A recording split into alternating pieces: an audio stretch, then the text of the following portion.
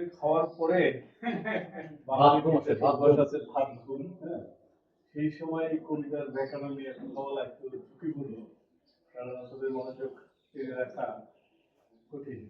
ওই জাতীয় ওই জাতীয় সেই মানে কি বক্তা, সম্মোহনী শক্তি, কি ধরনের বক্তা আছে না, এরকম ছাড়া সম্ভব না। তো আমি সেদিকে যাবো না। 1 ঘন্টার ভিতরে এই 3টা বিষয় খুব কঠিন ব্যাপার, 3 দিন লাগানো। ক্যাপসুল খাই না আমরা, ক্যাপসুল ছোট হলেও তার ভিতরে অনেক কিছু থাকে, ছোট করে নিয়ে আসা হয়।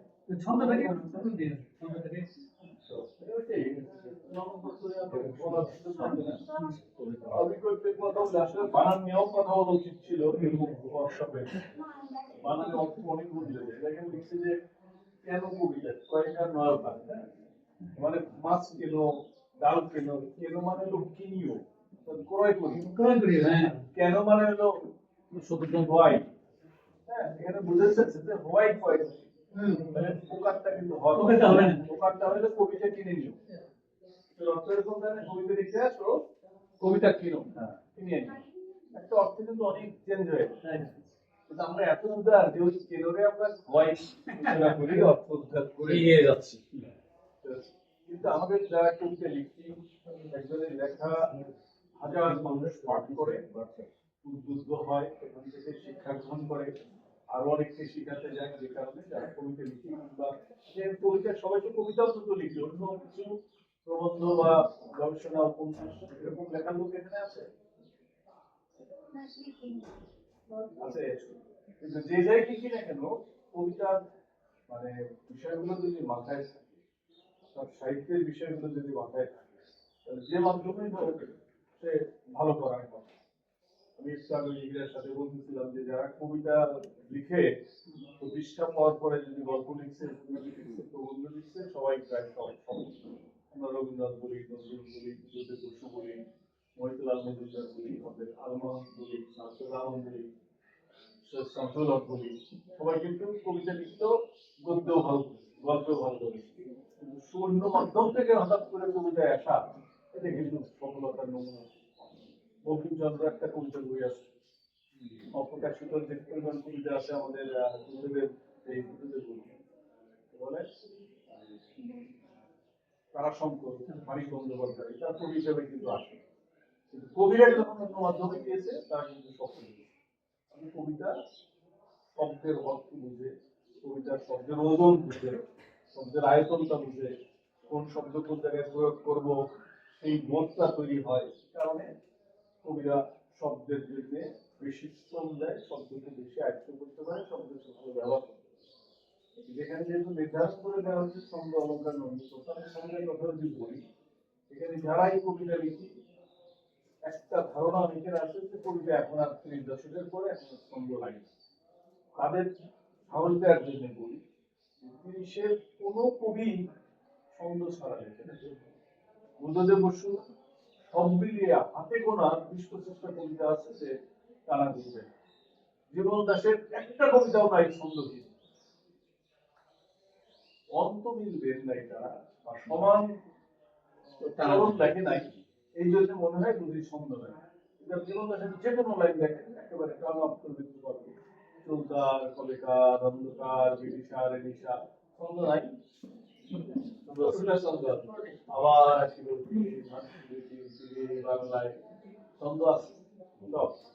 সুদীপ দত্ত একটা লাইন লেখে নাই ছন্দ ছাড়া, 30-এর 3 করে বললাম। এবং অন্য যে দুজন বিষ্ণুদেব এবং অমিয় চক্রবর্তী কিছু কিছু নানা গদ্যে লেখার চেষ্টা, সমস্যা চেষ্টা করছে।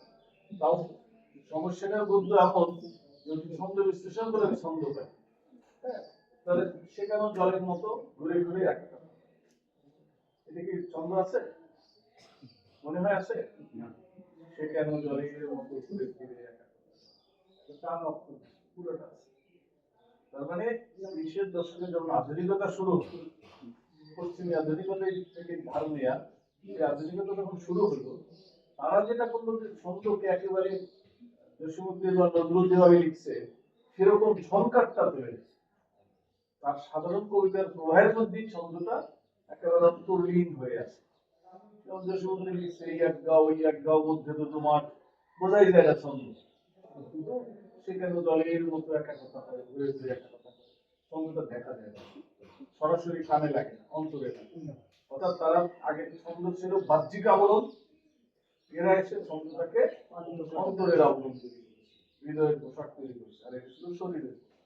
ছন্দ কিন্তু কখনো বাদ নেই, আর ছন্দ বাদ দেওয়া সম্ভব না। সম্ভব না কি দেবে, আপনি যেমন হাঁটবেন একটা রাস্তায়, যদি বাধা না থাকে, ইট না থাকে, খানা খন্ড না থাকে, আপনি দেখবেন যে প্রতিটি পদক্ষেপ সমান পথ, মানে ভিতরে এত সহজ এত বিষয়টা, ভিতরে সমান পথ, যে আমার জুতা একটা এক চুল এলোমেলো হয়ে গেলে কিন্তু অসুন্দর লাগে, এটাও কিন্তু ছন্দ। হ্যাঁ, এটাও ছন্দ। আপনি দুইটা হাতা, ব্লাউজের হাতা, দুইটা হাতা যদি একটা একটু ছোট বড় হয়, ওটা কিন্তু নজরে লাগে, অর্থাৎ দুইটা সমান হতে হয়। যখন মেয়েরা ফোটা পড়ে দেখবেন যে মানে আন্দাজে মধ্যেও ঠিক মাঝখানি পড়ে, আয়না দিয়ে ব্যবহার না করে দেখবেন ঠিক মাঝখানি পড়ে। এই যে যে অভ্যাসটা রক্ত করা, যে প্রতিসাম্য একটা ব্যাপার তৈরি করা, হ্যাঁ, এইগুলোকে আমরা পর্ব বলি, ছন্দে অনেক কিছু ভাগ করে বলি যে প্রতিটা পর্ব যেন সমান হয়, একটা বাক্যের ভিতরেও একটা চরণের ভিতরেও পর্বগুলো যেন সমান হয়। এই সমান রাখাটাই হলো সুন্দর। এই সমান রাখাটাই হলো পাঠকের জন্য এক ধরনের আরাম বা স্বস্তি। তো আমরা ছন্দকে এত কঠিন, বই পড়লে, ছন্দ বিষয়ের বই পড়লে, প্রথম দিকে কিন্তু বই পড়লে এত কঠিন মনে হবে, এত টার্মিনোলজি, এত পরিভাষা। মূল বিষয়টা হলো এই যে একসাথে যতটুকু উচ্চারণ করবো সেগুলো সমান হয়। এই এক গাও, ওই এক গাও, মধ্যে দুটো মাঠ, ধান কাউ মেরে লিখন লিখি করছে সদা পাঠ, যত বুঝলে এই এক গাও, এই এক গাও, মধ্যে দুটো মাঠ, আপনি তবলায় তাল দিয়ে দেখবেন যে তালটা সমান হবে। এই সমান রাখার জন্য কিছু কৌশল আছে, কিছু করণ কৌশল, কিছু কারিকুলি আছে।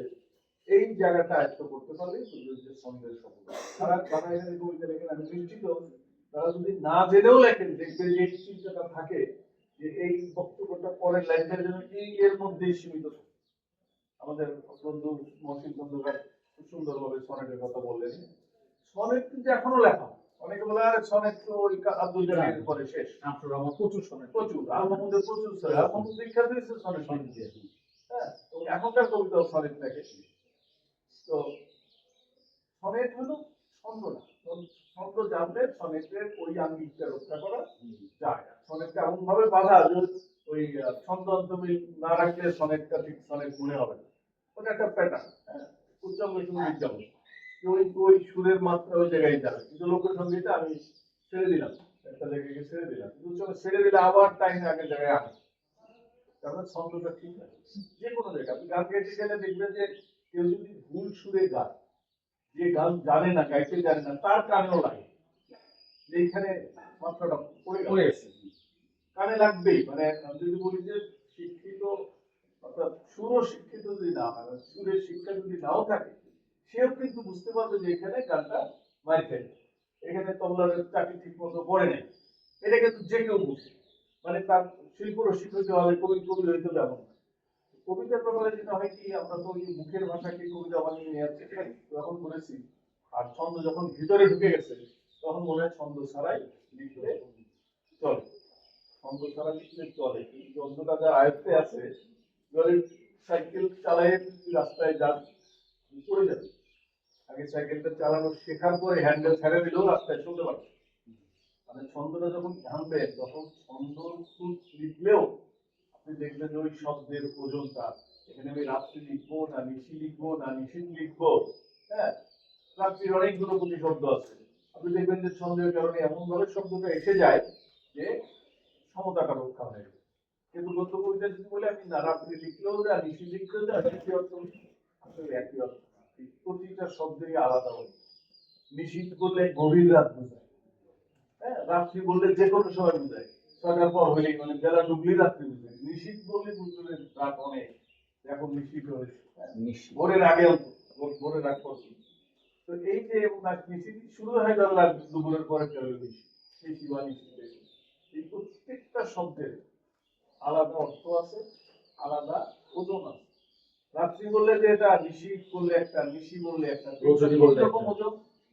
আমি ওজন শব্দটা বলছি অনেক সহজে বোঝার জন্য যে তিন রকমের কি বলা যায় যে আয়তন, সময় কোনটা বেশি লাগে কোনটা কম লাগে, এই যে সময় কখন কোনটা কম লাগে বেশি লাগে এইটা বুঝতে পারাটাই সহজ।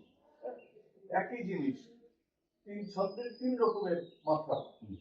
ধরেন কথার কথা লিখলাম রবীন্দ্রনাথ, রবীন্দ্রনাথ, হ্যাঁ আপনি যদি মাত্রা দেখতে যাবে রবীন্দ্রনাথ চার মাত্রা চার মাত্রা, স্বরবৃত্তে চার মাত্রা স্বরবৃত্তে, আর মাত্রা দেখতে গেলে ছয় মাত্রা, দুই মাত্রা বেড়েছে অক্ষর দেখতে গেলে পাঁচ মাত্রা। একই শব্দ তিন রকম মাত্রা কেন, এই জিনিসটাই ছন্দের জটিলতাটা। এটা বোঝার সহজ উপায় হলো কিছু ছন্দবদ্ধ কবিতা পড়া, জীবন দাস পড়া, আল্লাহ পড়া, শামসুল আহমদ পড়া, রবীন্দ্রনাথ নজরুল তো আমাদের পড়তেই হবে। এবং অনেকে বলে যে এখন আর রবীন্দ্রনাথ নজরুল লাগে না, নতুন ওরা ওগুলো ক্লাসিক, ওইগুলো জানলে আমি সহজ পথে লিখতে পারি।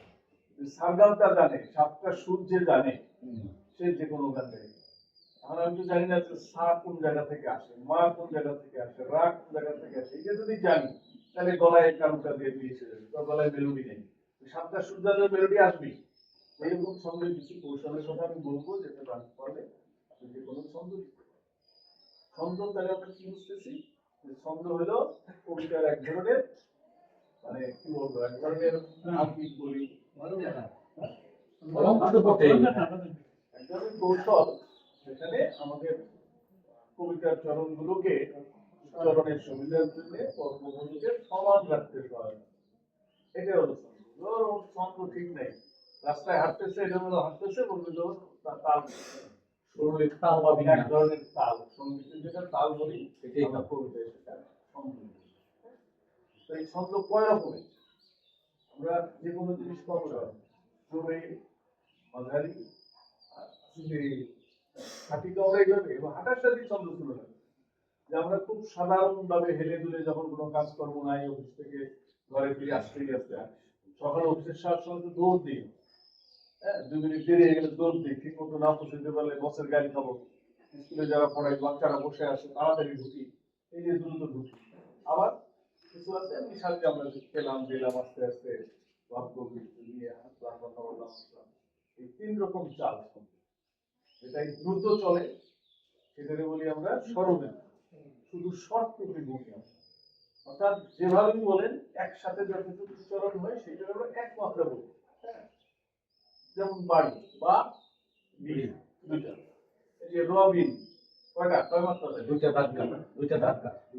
বাড়ি যদি 2 মাত্রা আছে, রবিন কয় মাত্রা? 2 মাত্রা। রবিন 2 মাত্রা হবে, বাড়ি 2 মাত্রা, রবিন 2 মাত্রা, স্বরবৃত্তে 2 মাত্রা। উনি বলছে বলে একসাথে উচ্চারণ বলছি না, তো র বিন, ঠিক আছে? তাহলে আমরা কি বলতে পারি স্বরবৃত্ত ছন্দে কি, স্বরবৃত্ত ছন্দে 2 রকম হলো অক্ষর, হ্যাঁ অক্ষর, অক্ষর অর্থ কি জানেন সবাই? অক্ষরের ইংরেজিটা বলে সিলেবল, মানে একসাথে যতটুকু উচ্চারণ হয়, অর্থাৎ রবিনের ভিতরে 3টা অক্ষর না, র বি ন, কিন্তু ছন্দের সাথে একসাথে যতটুকু একটু লেখা একটা র একটা অক্ষর, বিন একটা অক্ষর। তাহলে একটা হলো র, শ্বাস টেনে যাচ্ছে থামতেছে না, বিন থামবেই। তাহলে 2 রকম, একটা হলো মুক্ত স্বর, একটা হলো বদ্ধ স্বর। বদ্ধ স্বর, একটা হলো মুক্ত স্বর, একটা হলো বদ্ধ স্বর।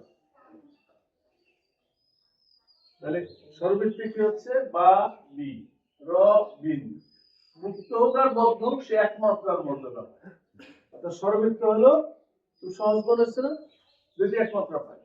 আমার ভুলভ্রান্তি হলে আমার বলে দিয়ে ঠিক আছে, চলছে তো। এখানে অনেক জানাশোনা লোক আছে, আর এটার প্রশিক্ষণ হিসেবে নিয়ে না, এটা কর্মশালা তো, এটা কর্মশালা, এটা হলো ঠিক। কর্মশালা অর্থ কি, কর্মশালা কি, ভালো শব্দ জানে, কাজের ঘর। কাজের কাজের ঘর, কামাররা কাজ করে না, বা ওই যে ছেলেরা ওইটা কামারশালা। কামারশালা, কামার হচ্ছে কর্মশালা।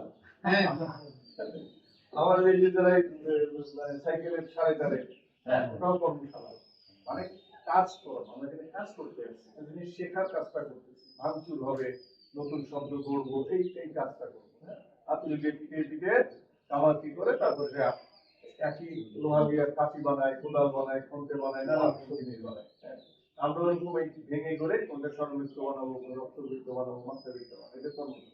এটা শেখাই শেখাই, এখান থেকে আমার চেয়ে ভালো জানা লোকের মধ্যে আছে। শেয়ারিং করা, কেউ একটু কম জানি, কেউ একটু বেশি জানি, কেউ পূর্ণাঙ্গ জানি। আবার হতে পারে যে আমি এতদিন ধরে ভালো জানি, আমি দেখছি অনেক জায়গায় পড়াতে গিয়েও, আলোচনা করতে গিয়েও কিছু কিছু জায়গায় আমার তার এই জিনিসটা তো আমার ক্লিয়ার ছিল না, তখন ক্লিয়ার হয়। নিজের মধ্যেও শেখা হয়। হ্যাঁ? শেখা সবসময় বাইরে থেকে শিক্ষক শিখাই দেবে ক্লাসে তা না, নিজে বাড়িতে গিয়ে পড়তে পড়তে বই পড়তে গিয়ে শেখাবে, ওগুলো ভাবতে ভাবতেও শেখাবে, নিজে শেখারই বল। তাহলে আমরা এইটুকু কি বুঝলাম যে স্বর হলো দুই রকম। স্বর থাকে একটা ছন্দের মাত্রার মধ্যে থাকে, এবং মুক্ত স্বর একটা বন্ধ। মুক্ত স্বর কি যে চলমান, থামানো যায় না, মুক্ত। আর বদ্ধ স্বর হলো থেমে যাবে। থামবে। হ্যাঁ, থামবে। তো বাড়ি বললাম, ইহা দুইটাই। হ্যাঁ, রবিন বললাম, নজরুল কটা স্বর? রবিনে মাত্র তিনটা, রবিন, নজরুল চারটা, কিন্তু স্বর কিন্তু আমার দুইটা। ঠিক আছে, দুইটাই বদ্ধ। তাহলে স্বরবৃত্তে বদ্যাক্ষর আমরা এক মাত্রা করবো আর এটা এক মাত্রা করবো, এটা হলো সূত্র, এটা মনে রাখি। কিন্তু আর যদি স্বরব বদ্যাক্ষর মুক্তাক্ষর চিনি, তাহলে আমরা বুঝতে পারবো যে কোনটা কতটুকু উচ্চারণ হচ্ছে। তাহলে স্বরবৃত্তের কিছু উদাহরণ যদি দিই, ওই যে জসীমউদ্দিন বললাম। আর আরেকটা হলো যে এই স্বরবৃত্ত ছন্দটা সাধারণত ছড়া লিখতে ব্যবহৃত হয়। সরার ছন্দ। ছড়ার ছন্দই বলা হয়, রূপ ছন্দও বলা হয়। হ্যাঁ, তো এই যে যে স্বরবৃত্ত ছন্দ, এটা কোথায় কোথায় ব্যবহৃত হয় বেশি? ছড়া। ছড়ায় সর্বাধিক ব্যবহৃত হয়। ছড়ায় মাত্রাবৃত্ত লেখা যায়, অক্ষরবৃত্তে সাধারণত লেখা যায় না। আমি ঘেরো বই করে চিন্তা করছি যে আমি ছড়াও লিখি, যে দেখি অক্ষরবৃত্তে লিখলে যখন যুগ্ম শব্দটা ব্যবহার হয় তখন যে কারণে যদি যুগ্ম শব্দ বাদ দিয়ে লেখা যায় তাহলে অক্ষরবৃত্ত লেখা যায়। আবার কোন কোন কবিতা আছে যেগুলো তিন ছন্দে ফেলানো যায়, কিন্তু উদাহরণ দিতে পারবে? কাল ছিল ডাল খালি, আজ ফুলে যায় ভরে, বল দেখি তুই মালি হয় সে। কাল ছিল ডাল খালি, আজ ফুলে যায় ভরে, বল দেখি তুই মালি। আর কাল ছিল ডাল খালি, আজ ফুলে যায় ভরে, বল দেখি তুই। এই তো যুগ্ম শব্দ নাই, তার মানে ঝামেলা কম, সবগুলোই কিন্তু একটা একটা করে পড়ছে বলে তিন ছন্দে এটা ব্যাখ্যা করা যায়। এই উদাহরণ খুব বেশি নেই, পুরো বাংলা কবিতার ভিতরে হয়তো 10টা 20টা। হ্যাঁ, এবং ওই ব্যতিক্রমটা কেন করা হয়েছে? যাতে যুগ্ম শব্দগুলো, অর্থাৎ যুগ্ম শব্দ থাকলে তখন এই যুগ্ম শব্দগুলো দুইটা তিনটে মিলিয়ে হয়, এক একটা এক এক ইয়া হয়। বন্ধ নয় ধ, কিন্তু আবার কোন আছে তিনটা, রন্ধ্র, ন ন ন ধ র, তিনটা। যে কারণে আমাদের শ্বাস তো এটা তো বিজ্ঞান, এটা ফরেনসিক্স। হ্যাঁ, যা আমার শ্বাস তো তিনটে উচ্চারণ করতে গেলে কখনো শোষণ ঘটে, কখনো প্রসারণ ঘটে। এই যে শোষণ আর প্রসারণের কারণে আমাদের মাত্রা বেড়ে যায়, কমে যায়, হেরফের হয়। কিন্তু স্বরবৃত্তে কমে না।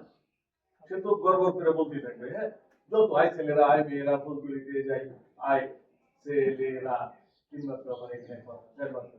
আয় ছেলেরা আয় মেয়েরা ফুলগুলিতে যাই, ফুলের মালা গলায় দিয়ে মামার বাড়িতে, এই গর্ব করে পড়ে যাবে। স্বরবৃত্ত মুক্ত বদ্ধের কোনো বালাই নেই, সব একমাত্রার মধ্যে। গানের ক্ষেত্রে স্বরবৃত্তই বেশি থাকে, কিন্তু আমি ইদানিং দেখছি যে মাত্রাবৃত্তে কম না।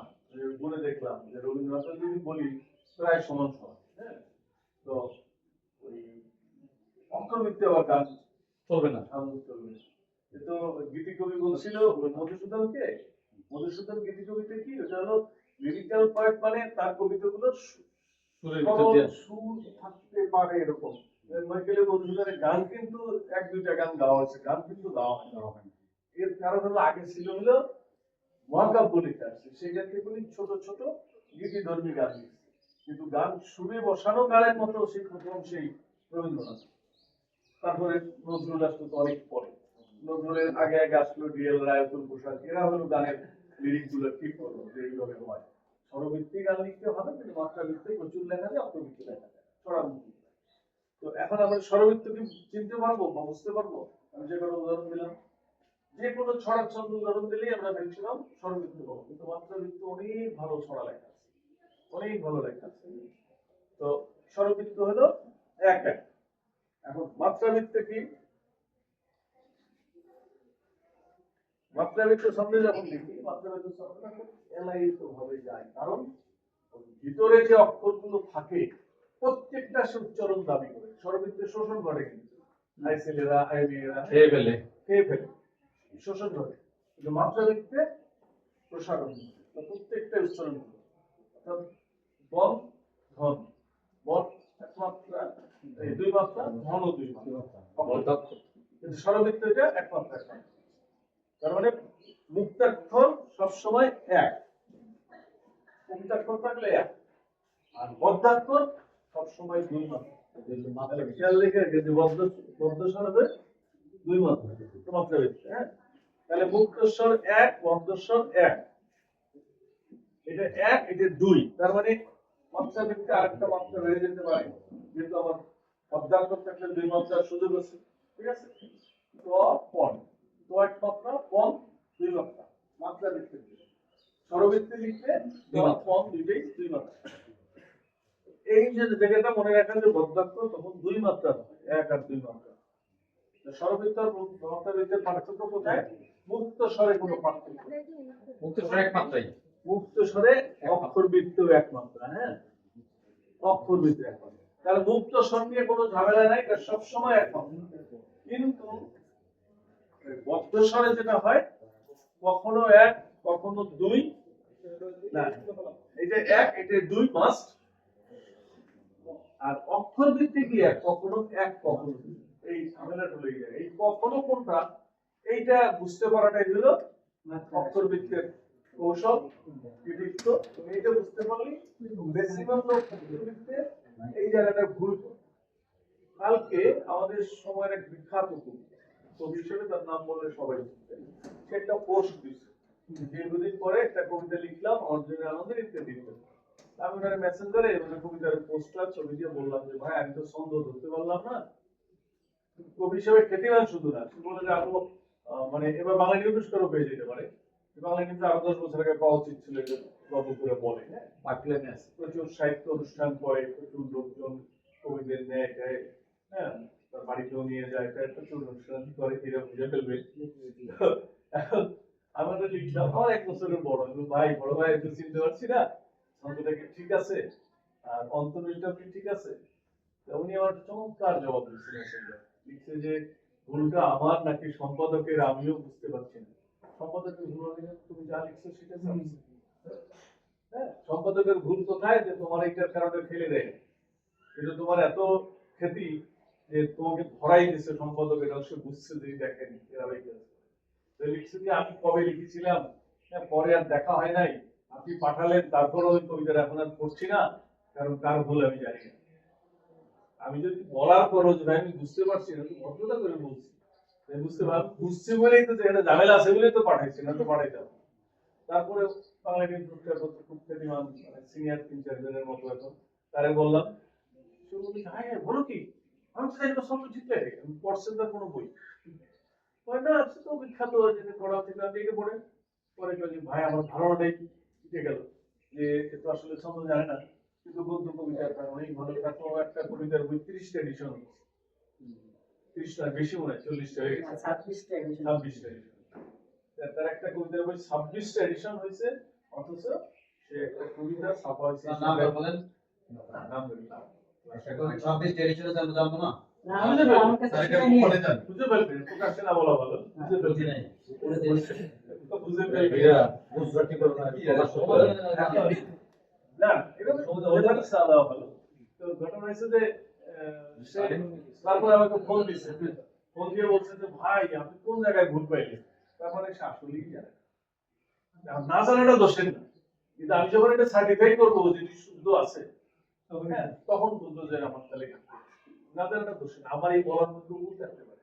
কিন্তু আপনি ভুলটা ধরার পর যদি আমি বলে ফেলি যে না এটা আমার ভুল না, আমার লেখার ভুল, তাহলে হয় না। ভুল হলে ভুলকে স্বীকার করি, শেখার আছে সব সময়, কিন্তু রাখবো শেখা যাবে। তাহলে আমরা স্বরবৃত্ত নিয়ে কোনো মাত্রার মানে ইউনিট নিয়ে বাটখারা নিয়ে কোনো টেনশন নেই। মাত্রাবৃত্ত নাই, কারণ রক্তাক্ষর বৃত্তি দুই মাত্রা গুনতে, আর মুক্তাক্ষর দিয়ে এক করবো। অক্ষর বৃত্তে কি করবো? মুক্তাক্ষর এক। এখন এটা দেখলাম যে মুক্তাক্ষর কিন্তু অলওয়েজ এক, তাহলে মুক্তাক্ষর নিয়ে কোনো ঝামেলা নেই। বদ্যাক্ষর নিয়ে ঝামেলা কি, যে ছন্দটা দ্রুত চলে, ছড়ার ছন্দ সেটা এক, যেটা মাত্রা গায়ে সাম্যের গান, মানুষের চেয়ে বড় কিছু নাই, নয় কিছু মহিয়ার, এই যে সাম্যের ওই ম দুইবার উচ্চারণ করছি জফলার কারণে, হ্যাঁ? এবং মাত্রা ভিত্তিক কি হয়, এটা 6 মাত্রা হয়, একসঙ্গে 6টা মাত্রা উচ্চারণ করতে পারি, যে কারণে এলাইত হয়ে যায়। 7 মাত্রা হয়, এলাইত 5 মাত্রায় হয়, সুলতা জানে ভালো, পুরুষ কেন নারীর দাস, তাকে নারীরা কেন পুরুষ কেন নারীর সীতারাম মিলাকের কবিতা, হ্যাঁ 5 মাত্রা। 5 মাত্রার কবিতা খুব কম লেখা হয়, কারণ তো মাত্রা চলে 6 মাত্রায় চলে যায়, 5 মাত্রায় লেখা কঠিন হয়ে যায়, মানে কোথাও কোথাও শব্দে কি হয়। তো এখন এই 5 মাত্রা হয়, স্বরবৃত্ত অলওয়েজ এক একটা পর্ব থাকে 4 মাত্রা। 4 মাত্রা। এটার ব্যতিক্রম সাধারণত হয় না, তখন কিন্তু 5 মাত্রার ভিতরে অনেক স্বরমাত্রিক হয়ে যায়, স্বরের মাত্রার মিশ্রণ হয়ে যায়। সর্বত্র বাংলা মাত্রাটা বুঝে শেষে শেষে বাংলা একটা মাত্রা থাকে। হ্যাঁ, পঞ্চমী এটা অপূর্ব, এটা অপূর্ব। আর মাত্রা ভিত্তিক কি হয়, 5 মাত্রা হয়, 6 মাত্রা হয়, 7 মাত্রা হয়, 8 মাত্রাকে খুব বলে বটে, কিন্তু 8 মাত্রা মানে 4 আর 4 এর যোগ হয়, কারণ মূল ইউনিটটা 4। 9 মাত্রা বলে বটে, সেটা আসলে 5 আর 4 মিলে, বেসিক হলো 5 5 6 7, হ্যাঁ, তো এই মাত্রা হয়। আর অক্ষর বৃত্ত সাধারণত করে 8 6 মাত্রা। তাহলে ওই যে একটু জায়গাতে এখন আমি বলি নেই 1 2 কখনো হয় না, হয় সেটা হলো একটা শব্দের যদি দুইটা ভাগ থাকে, তাহলে একটা আগে একটা পরে, 3টা ভাগ থাকলে একটা আগে মধ্যে পরে, তাহলে একটা শব্দের সর্বোচ্চ 3 ভাগ আমরা করতে পারি। যেমন রবীন্দ্রনাথ যদি দেখি, হ্যাঁ, রবীন্দ্রনাথ, র বিন দ্র নাথ, 4টে ভাগ না, 1 2 3 4টে ভাগ না। এখন এই 4টে ভাগে আমরা নাথ হলো শেষে, দ্র হলো মাঝখানে, মানে বিন্দ্র আর বিন্দ্র, আর র হলো যদি শুরুতে হয় তাহলে অলওয়েজ এক মাত্রা, ঠিক আছে, শুরুতে হলে বদ্ধ অক্ষরটা শুরুতে পদ্মাক্ষর শুরুতে হলে এক মাত্রা। এখন ঘটনা আছে, যদি 2 বর্ণের একটা মাত্রা হয়, যেমন বন মন, তাহলে কি হবে, এটা শুরু না শেষ? আরো হইতে পারে, আরো ছোট হইতে পারে। না, ধরে নিলাম একটা, মানে মিনিমাম একটা থ হয়, এটা দিয়েও তো আমাদের আচ্ছা। বোঝানো যায়, হ্যাঁ, যা খা মা এগুলো দিয়েও তো হয়, কিন্তু ওগুলো দিয়ে তো সে মুক্তাক্ষর মানে সে এক মাত্রা পেয়ে যায়। কিন্তু যদি হয় যে বন বা মন, তখন কি হবে, এই জায়গাটা হলো কৌশলটা হলো যে বন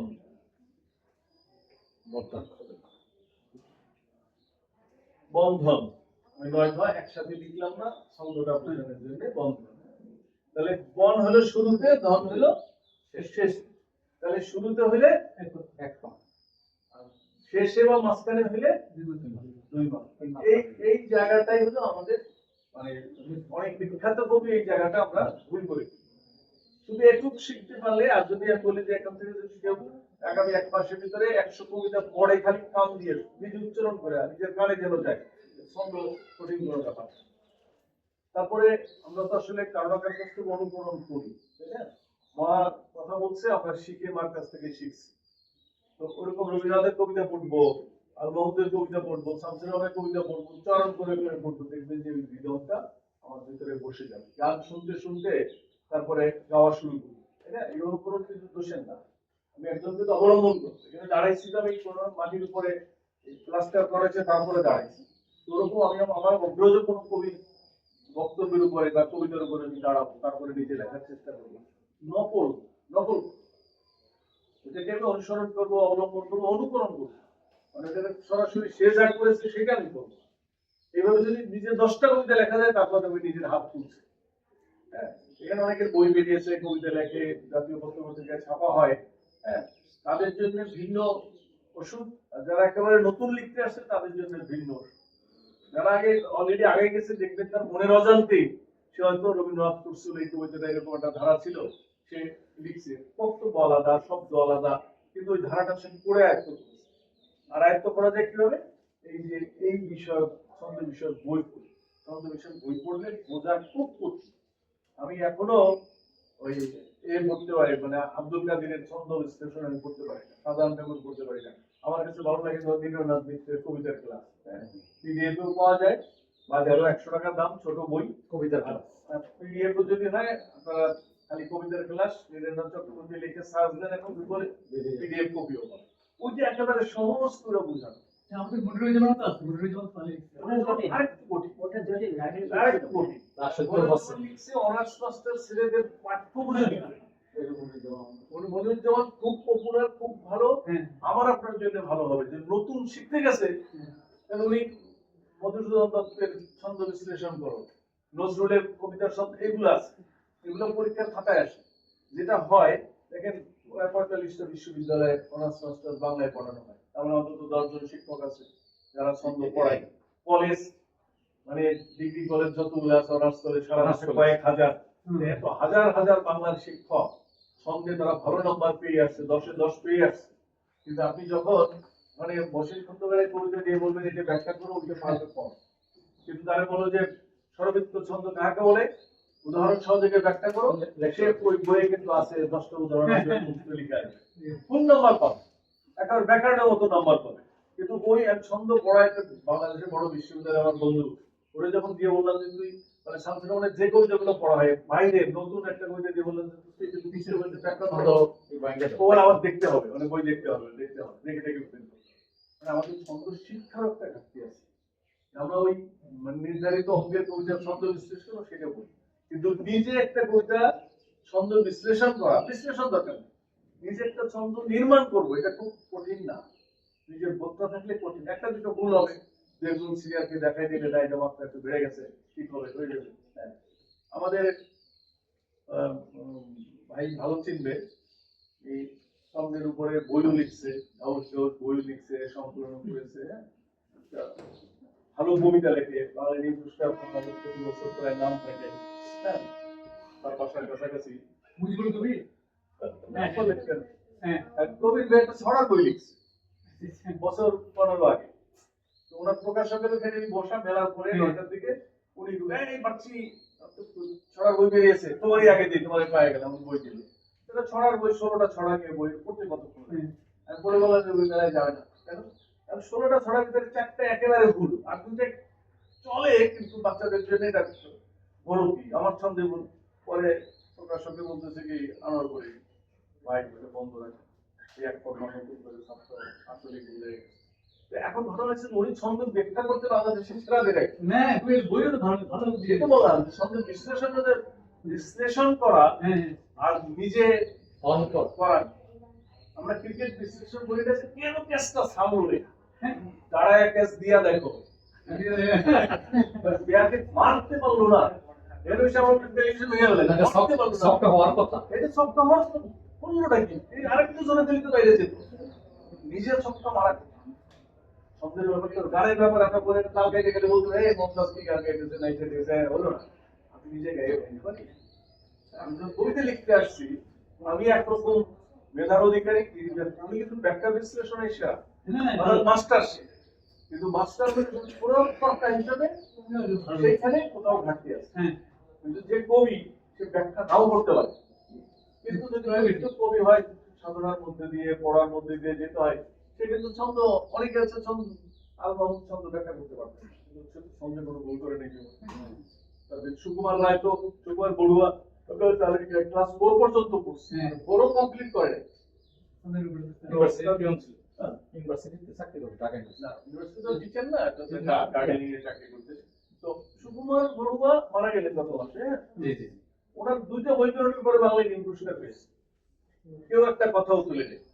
খুব ভালো। 2টা বই, 2 বইতে বোঝা গেছে যে জিনিস একাডেমিক পড়ালেখা নাই। একবার বললো কি ইষ্টিকুকুম পাতা ভরে কাগজে ওনাকে নিয়ে একটু বিখ্যাত সাংবাদিক লিখলো, ওই পত্রিকাটা নিয়ে আমার হলে আসছেন, যখন হোটেলে থাকতেন পাশেই থাকতেন, বিশ্ববিদ্যালয়ে চাকরি করেন, তখন দেখা অনেক কি লিখছে মানে সুন্দর করে বাচ্চাদের বুঝাইছে যে একাডেমিক পড়ালেখা ছাড়াও এরকম বিখ্যাত একজন ছড়াকার হতে পারে। খুবই ভালো স্টোরি, কিন্তু শুরুতেই লিখছে কি বিদ্যা না থাকলে কি হবে, হ্যাঁ তার অনেক মেধা আছে, তো বিদ্যালয় মানে সার্টিফিকেট নাই, বুঝাইছে যে বিদ্যা নাই, ওর বিদ্যা নাই। এই জন্য কৃষকদের জমিতে ফসল ফলায়, ও মেঘের দাগ দেখলে বুঝে, হ্যাঁ, যে কখন লাঙল নিয়ে জমিতে, ও তো আমার চেয়ে অনেক বিদ্যা। তাহলে বলতে পারে তার ডিগ্রি নাই বা সার্টিফিকেট নাই। উনি বলে আমার এই কথা লিখছে, খুব কষ্ট হয়েছে। তার মধ্যে আসলে যে লিখছে এটা তার বিদ্যাহীনতা, তার মূর্খতা। আর ও তখন উনি খুব খুশি হইলেন, আসলে প্রপার কথা বলছি। কারণ এটা তার মূর্খতা, সে আপনাকে বুঝাইতে পারে নাই যে আপনার সার্টিফিকেট নাই। বিশ্ববিদ্যালয় পড়ছে, হকারি করে পড়ছে, 3 পর্যন্ত পড়ছে, ছোটবেলা ছোট বাচ্চা নিয়ে। এই রাজধান থেকে চলে আসছে। সে যখন চাকরি করে, ছোট একটা চাকরি, 4th শ্রেণীর কর্মচারী, ও মেয়ে লিখছে যে বাবা আমাদের নিয়ে হেঁটে হেঁটে স্কুলে যাই। ভাবতাম যে বাবা যে হেঁটে হেঁটে যাই। একদিন বললাম যে বাবা, তুমি এত হেঁটে, সবাই রিক্সায় যায়, গাড়িতে যায়, হেঁটে যাই। তো মানে আমার তো বাবা আছে, রিক্সা ভাড়াটা নাই, তো এই পর্যন্ত নিয়ে আসি। আর একটা উপকার হয়, এই যে তোর হাত ধরে আমি হাঁটি, ওই কিন্তু হাঁটতে একটু হেলে দুলে হাঁটি, যে হেলে দুলে হাঁটি আর মনে মনে ছড়াও নাই, বাসায় গিয়ে লেগে রয়েছে। প্রকৃতিগত। হাঁটার উপকারিতা, যে ছড়াও আসলো, আর ওই হাঁটার দরুনিতে সে ছড়াও লিখতো। সে বলছে আমি হাঁটতে হাঁটতে ছন্দ শিখছি, হাঁটার তালে তালে ছন্দ শিখছি। এখানে একটু খানা খন্দ পারছে, একটু জোরে হাঁটছি, তাহলে এখানে ফড়ফড়ে শব্দ হলে পরের শব্দটা সিম্বল বানাইছি, যাতে দুটো মিলে একটা পূর্ণ অর্থ দাঁড়ায়। সুতরাং ওর জীবন থেকে শিখে। এখন এই যে অনুভবগুলো, এটা কিন্তু আমি যা ধরাই দিয়ে গেলাম যে ছন্দটা জানতে হয়, এই জিনিস আছে, কিন্তু আয়ত্ত করতে হবে কিন্তু নিজের, আয়ত্ত করতে হবে সম্পূর্ণ নিজে। এবং কিভাবে? এই সুকুমার রায়ের ছড়া পড়ে, যে কবিতাও লেখেন আমেরিকা পর্যন্ত ছড়া পড়ে। ছড়া কিন্তু ছোটদের জন্য উপযোগী কবিতা। হ্যাঁ, ছোটদের জন্য কি আমরা ছড়া বলি? ছড়া যে বিখ্যাত, এমন এমন ছড়া আছে যা কবিতার চেয়ে গভীর। হ্যাঁ, তেলের শিশি ভাঙলে পরে কুকুর করে রাগ করো, কিন্তু যে সময় বুড়ো খোকা ভারত ভেঙে ভাগ করো, তার বেলা অন্নদাসন। এই তো ছড়া। কিন্তু এটা সোজা ছড়া, দেশ বিভাগের উপরে ভালো কবিতা আছে? দেশ ভাগের পরে এর চেয়ে ভালো কবিতা নাই, এত স্বল্প শব্দ। সুকুমার রায়ের আমরা বলি কি ননসেন্স রাইম, একটা শব্দ আছে আমাদের সাহিত্যে, ননসেন্স রাইম। সেগুলো ছড়া, মানে কোনো অর্থ থাকবে না, দোলা থাকবে, বাচ্চারা মজা পাবে, হ্যাঁ, টিং টিং শর্ট ইত্যাদি জাতীয়। কিন্তু আমি খেয়াল করলাম যে এই যে যেগুলোকে আমরা ননসেন্স রাইম বলি, সেগুলোর ভিতরে গভীর তাৎপর্যমূলক আছে, এটাও আছে। বাবুরাম সাপুড়ে কথা যান বাবুরে, এই কবিতাটা আমরা পড়ছি না, একটা আছে তো? হিসাব রেখেছে। হ্যাঁ, কি বাবুরাম সাপুড়ে, তখন ব্রিটিশ সময় যে বাবু কালচারটা তৈরি হলো, বাবুরাম না, এটা বাবুরাম, মানে বাবুদের বুঝাইছে, বাবুরাম সাপুড়ে। তোরা তো সাপের খেলা খেলতেছিস, তোরা নিজেরা বাবুরা, তোদেরকে পছন্দ করে কেন? তোরা মানলে পিঠের ফোসফাস করছিস, মানে দালালি করতেছিস, ব্রিটিশের দালালি করছিস। অর্থাৎ ব্রিটিশের দালাল হিন্দুদের ভিতরে ধুতি পরিধানরত কিছু এলিট শ্রেণী যারা তৈরি হলো, যারা ব্রিটিশের দালাল। মুসলিমরা তখন এতটা সামনে আসেনি, কারণ তারা শিক্ষার দিক থেকে যেতে চাইতো না। মানে সলিমুল্লাহ বা এরা যারা শিক্ষার জন্য ঢাকা বিশ্ববিদ্যালয় প্রতিষ্ঠা করার আগ পর্যন্ত মুসলিমরা মনে করতো যে ইংরেজি শিখলে আমার জাত চলে যাবে। তখনকার বড় লাইনে বুঝাতো তোমার জাত ধর্ম চলে যাবে ব্রিটিশদের কাছে গেলে। হ্যাঁ, ওরা স্কুলে যেতে চাইতো না, বক্তব্য খুলতে দিত না। তারপরে একটু বড় হলো ইংরেজি শিখবে, ইংরেজি শিখে তো মিলেচ্ছ হয়ে যাবে, অনেক খ্রিস্টান হয়ে যাবে। এই কারণে একটা সীমাবদ্ধতা ছিল। এরকম কিছু কিছু আগে আসে, ওরা আগে এসে কি করলো, ওদের গোলাম হলো। যে সেই সব জানতো গোটা দুই আনতো, এই বাঙালি, এই মূর্খ বাঙালি, যারা অর্থলোভী, যারা আমাদের সাথে দালালি করতে আসে, যাদের মাধ্যমে তারা ব্যবসা শুরু করলো, সেই হিন্দু নবগঠিত বাবু শ্রেণীর বিরুদ্ধে এরকম প্রতিবাদী কবিতা খুব কম আছে। কিন্তু আমরা এটা এতদিন মনে করছি এটা ছোটদের কবিতা, শিশুতোষ কবিতা, সাপুড়েদের নিয়ে, সাপুড়েদের নিয়ে লেখ না, এই সাপুড়ে কারা? আর এই যে জ্যান্ত সাপরা কারা? এই বাঙালি মরা, যাদের পিটাইলেও লাইফ ফেলেও ফুসফাস করবে না। এই যে কি অসাধারণ রাজনৈতিক বক্তব্যের কবিতা, আমরা এটাকে ননসেন্স লাইন হিসেবে পড়ে আসছি। হ্যাঁ, তো এইটা অন্য আলোচনা। ওই যে নন্দন দত্তের আলোচনা কিন্তু কিছুক্ষণ হয়ে গেল, যে নন্দন দত্ত এই জিনিসটা থাকে। তাহলে অক্ষরবৃত্তে আমরা কি বলবো? মুক্তাক করে এক দিলাম, বক্তাক করে শুরুতে থাকলে এক, মাঝখানে বা শেষে থাকলে দুই মাত্রা। হ্যাঁ, আর যদি দুই বর্ণ নিয়েই একটা মাত্রা আসে, যেমন বন মন, তাহলে সে তো শুরু আর শেষ আর মধ্য একই, ওইটাও দুই মাত্রা। তাহলে কখনো এক কখনো দুইটা বোঝা গেল। শুরুতে যদি এক মাত্রা থাকে তাহলে এক, আর মধ্য বা শেষে অন্ত 2, হ্যাঁ? আর শুরুতে যদি দুই বর্ণওয়ালা থাকে মানে বদ্যাক্ষর থাকে তাহলে সেটা সবসময় এক। দুই মাত্রা মন মন মানে একটাই পূর্ণাঙ্গ।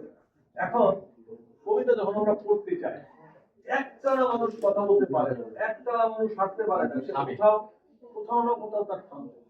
আপনি 1 ঘন্টা একটা না 10 ঘন্টা যদি পা থামা মানেই না, অর্থাৎ একটু পজ দেয়া। হ্যাঁ, আমরা যখন হাঁটি একটু পজ নেই, এই হাঁটতে হাঁটতেও পজ নেই, ওই পজটা না সে পরে একটা উচ্চারণ করতে পারবে। হ্যাঁ, এই এক গাও ওই এক গাও মধ্যে ধরুন মাঠ, এই এক গাও এই এক গাও পরে যেটা বললাম মাঠ বলে কিন্তু থেমে গেলাম পরের লাইনে যাওয়ার জন্য। ওইটা কিন্তু পূর্ণ হলো না, এই এক গাও পূর্ণ ওই এক গাও পূর্ণ মধ্যে দুটো পূর্ণ তারপরে যে মাঠ এটাকে বলে অপূর্ণ পর্ব। অর্থাৎ এর পর্ব কটা? 4। 3টা হলো পূর্ণ পর্ব আর একটা হলো অপূর্ণ পর্ব। সাধারণত অপূর্ণ পর্বের সাথে পরের চরণের অপূর্ণ পর্বের মিল থাকে। মিল, এই মিল না দিলেও কবিতা হচ্ছে, কিন্তু ছড়া বা গানে হচ্ছে না। যদিও গান নিয়ে আমার মানে বিশদ আছে, সমালোচনা আছে যে গানে যা হচ্ছে, এই যে গানে জাতীয় চলচ্চিত্র পুরস্কার পায়, লিরিকটা পড়লে আমরা তখন হাসি। লিরিকটা তো লিটারেচার, সুরে মিলাই দিছে, কিন্তু তার মাত্রার মিল নাই, পরপর মিল নাই, এক কথা কম থাকলেও টেনে দিয়ে মিলিয়ে দিচ্ছে। ওই কৃতিত্ব সুরকারের বা কণ্ঠশিল্পী, কিন্তু গীতিকারের তো ঘাটতি হয়ে গেল, তার সৃষ্টিতে ঘাটতি হয়ে গেল। ছন্দ নাই। আমরা এই যে আমার 6টার সময় একটা প্রোগ্রাম আছে, এটাও ঢাকাতে আমি 8টায় গিয়ে পৌঁছাবো। গুলশান ক্লাবে গীতিকারদের, বাংলাদেশের 170 জন গীতিকারদের একটা সংগঠন আছে, আমিও আছি ওখানে। আগামী ভালোবাসা দিবসে গোটা বিশ্বে গান প্রচার হবে, আমার একটা গান আছে রাব্বি গাইবে, ওদিন প্রচার হবে, ওইটা নিয়ে একটা প্রিয় আড্ডা। তো ওইখানে দেখি যে একটা সংঘজনের গীতি কবিতা নামে আমাদের সব সদস্যের একটা করে গান নিয়ে একটা বই হয়েছে, পরিচিতি ছবি গান। তো আমি কবি অসীম সাহা আর অনেকে মেম্বার ছিলাম। তো দেখি যে 160টা গানের ভিতরে 10টা গান আছে সর্বাঙ্গে ত্রুটিপূর্ণ, এই ত্রুটিহীন, আর সবগুলোই কোনো না থাকে ত্রুটি, কিন্তু হিট গান আছে। একেবারে জেমস গাইয়া হিট করছে, আয়ুব বাচ্চু গাইছে, কিন্তু লিরিকের ত্রুটিতে রয়ে গেছে। কারণ আয়ুব বাচ্চুর সঙ্গে যে নাচছে, সুর দিয়েছে, ওই কারণে যে আমার হৃদয়ে ঢুকছে। আমরা তো লিরিক নিয়ে কথা বলছি, তাই না? পথের পাঁচালী সিনেমা দেখে মুগ্ধ হয়নি এমন লোক নাই, কিন্তু পথের পাঁচালী লিটারেচার ওটিও মুগ্ধ হওয়ার মতো।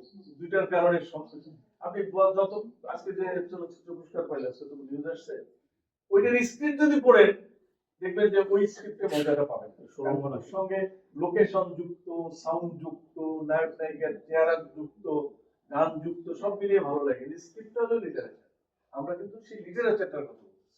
হ্যাঁ, এর সাথে সুর দিলে অন্য মাত্রা পাবে, সেটা আলাদা। এখন ওই অপূর্ণ পর্বের সাথে অপূর্ণ পর্বের মিল, যদিও মিলের কথাটা বলে না, কিন্তু ছন্দ আসলে মিলের কথাটা আসে, যদিও মিল মানে ছন্দ না। জীবন দাসের অনেক কবিতা আছে অন্তমিল নাই, ছন্দ আছে। আমি ছন্দ রাখলাম, অন্তমিল না রাখলেও আমার চলে, এরকম অনেক সনেটও আছে অন্তমিল নাই, সনেটের অন্য শব্দগুলো রাখছে, কিন্তু মিলটা আমার জানা দরকার। জানলে যেটা হয় কি, বাংলা ভাষা অনেক শক্তিশালী, আমাদের দুর্বল হওয়ার কারণ নাই যে শব্দ নাই, অনেক আত্ম শব্দ খুঁজে পাইলাম, তো শব্দ ওইটার সাথে ওইটা মিলেই হবেন কি, তাহলে ওইটার বিকল্প শব্দ দিই, তার বিকল্প খুঁজি। এরকম কম্বিনেশন করলে মানে বাংলাদেশের কমিশন যারা জানে যে অঙ্কের এটা নাই, ওইটার সাথে মিলাবো, ওইটার সাথে একটা মিলাবো, গাড়ির সাথে বাড়ি যায়, বাড়ির সাথে শাড়ি যায়, শাড়ির সাথে নারী যায়। এখন বাড়ির সাথে মিলে এরকম ঘড়ি, বাড়ির সাথে ঘড়ি মিল প্রচুর আছে, গানে তো আসে। দুর্বল কি ভুল, এটা মানে হয় হবে নাহলে হবে না, এটা দুর্বল বলে দরদ দেখাইলাম হবে না।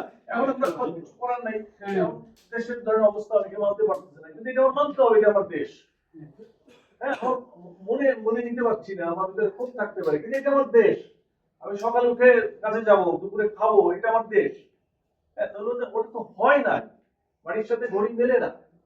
হ্যাঁ, কখনো মেলানো যায়, একমাত্র যদি রাখি যে কোথাও তুমি যেও না আমায় ছেড়ে, তুমি মা, আমি তো তোমায় ছাড়া থাকতে পারবো না, ওই মার সাথে না মিলেছি, কিন্তু ঘড়ির সাথে বাড়ি ওই ডিডি যদি আলাদা করতে পারতাম, এটা কঠিন, যায় না। কিন্তু মা যা না দেখলো যে এক বর্ণেরই একটা পূর্ণাঙ্গ শব্দ, এই জন্য এটা পারা গেছে। যখন আপনি এক বর্ণের নয়, তখন আপনি সর্বশেষে যেটুকু উচ্চারণ হবে সেই জায়গাটা, এটা বুঝলাম, তেমন জটিল কিছু না, মনে রাখতে পারবে। এখন অপূর্ণ বর্গ কি? এই এক গা ওই এক গা, মধ্যে শুধু মাঠ। বাংলা হ্যাঁ, ধান কাওয়ালে লিখন লিখি করছে সদা পাঠ। হ্যাঁ, তাহলে মাঠের সাথে পাঠ মিলছে। মাঠের সাথে যদি ঘট দিতাম, ঘট, অনেকে বলে কিনা খ আছে তো, না, যতটুকু পূর্ণ উচ্চারণ মাঠের সাথে ঘাট হবে, আবার ঠাট পাঠ হতে পারে। হবে, ঠাট হবে, হ্যাঁ, আরো অনেক হবে। যদি মনে করলাম আমি তো কবিতা লিখতেছি, কারণ এই শব্দটা যে সমুদ্রের শব্দ বলছে, আমার শব্দ যদি বলি, তাহলে কোর্সে লিখন লিখি, কোর্সে সাথে পাঠ না দিয়ে যদি ক্ষেত লিখতাম, কথার কথা মিলাতে পারি না, তাহলে আমি ক্ষেতের সাথে তাহলে কি মিলবে? ক্ষেতের সাথে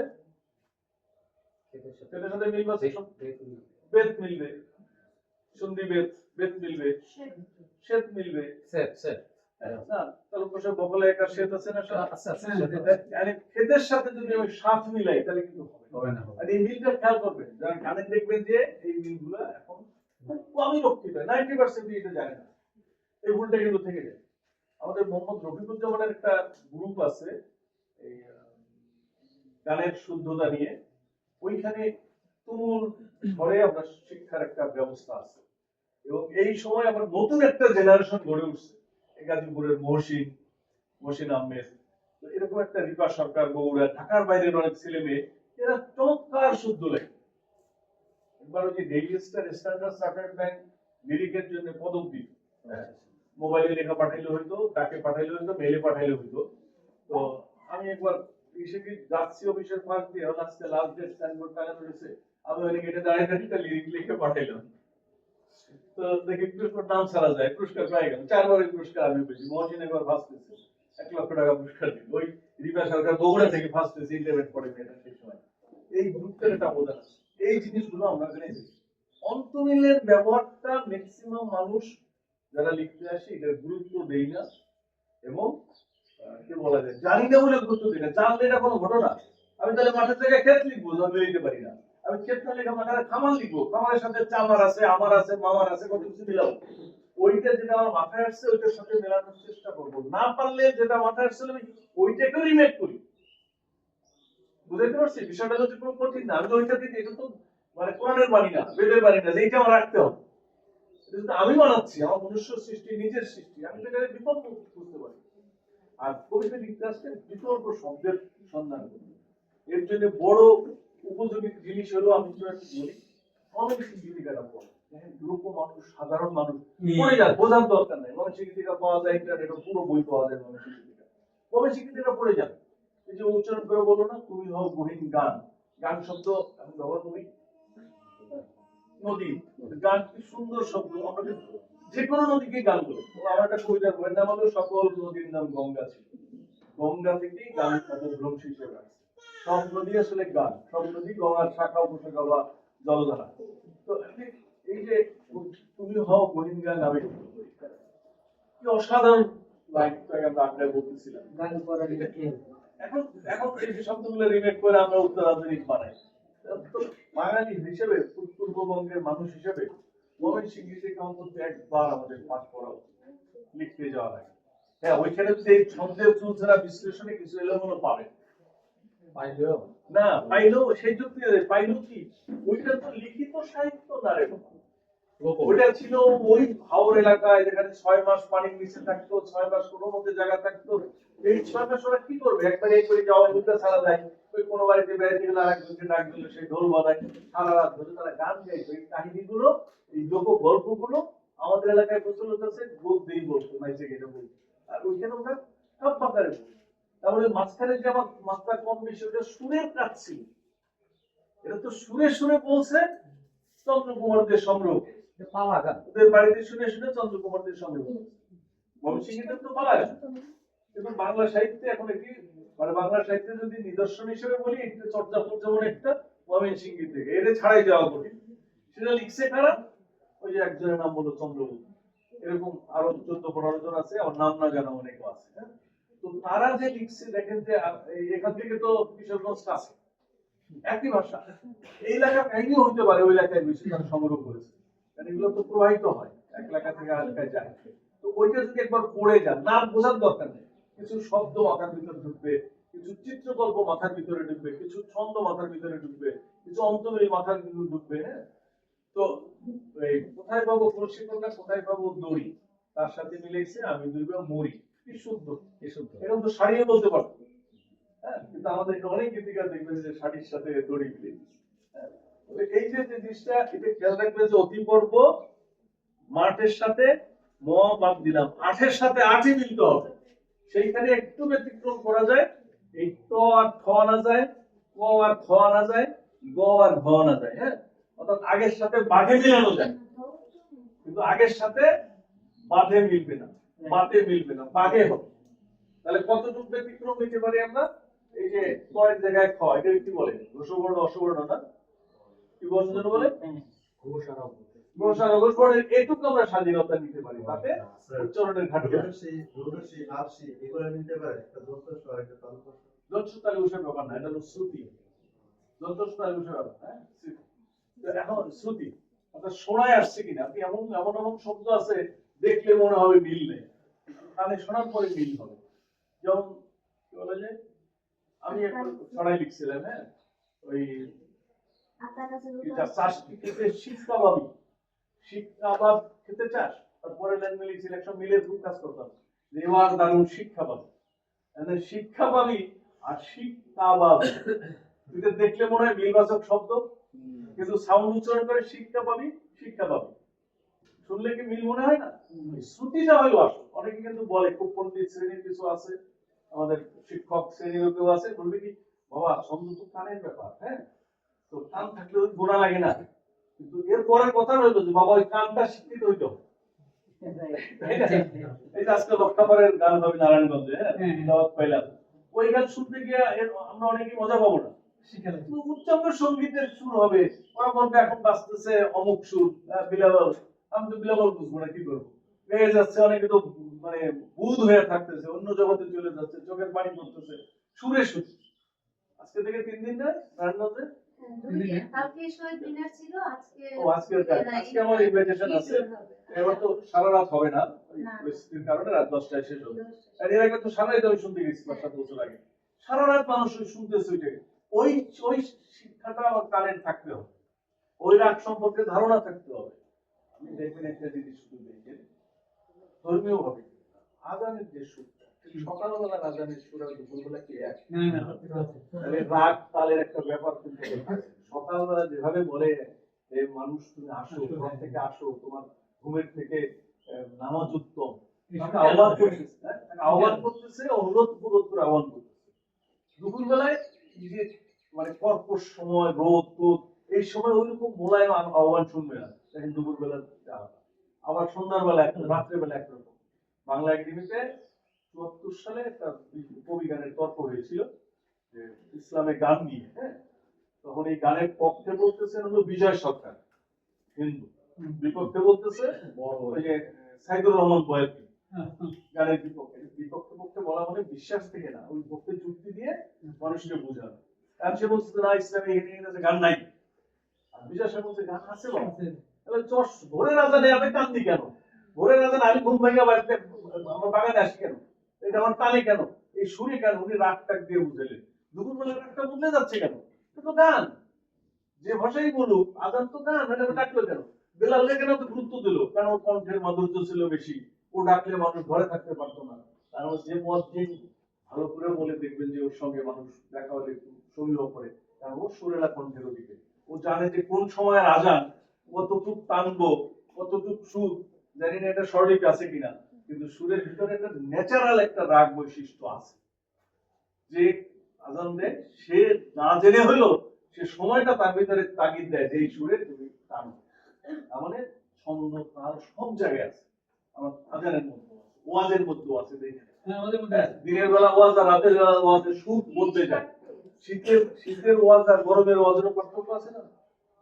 তো এটা হলো সময় বুঝে, ঋতু বুঝে, মানুষের মন মেজাজ ইত্যাদি বুঝে, ক্ষুধা লাগলে একরকম, একদম ভাগ্য ভালো যে কারো ঘুমাইতে দেখি নেই, হয়ে যাওয়ার কথা এখন যে বলা এদিকে আবার টাইমটা এসে গেছে মনে হয় না আর 2-3 মিনিট আছে হ্যাঁ কিন্তু পরে যে তারপর অফিসার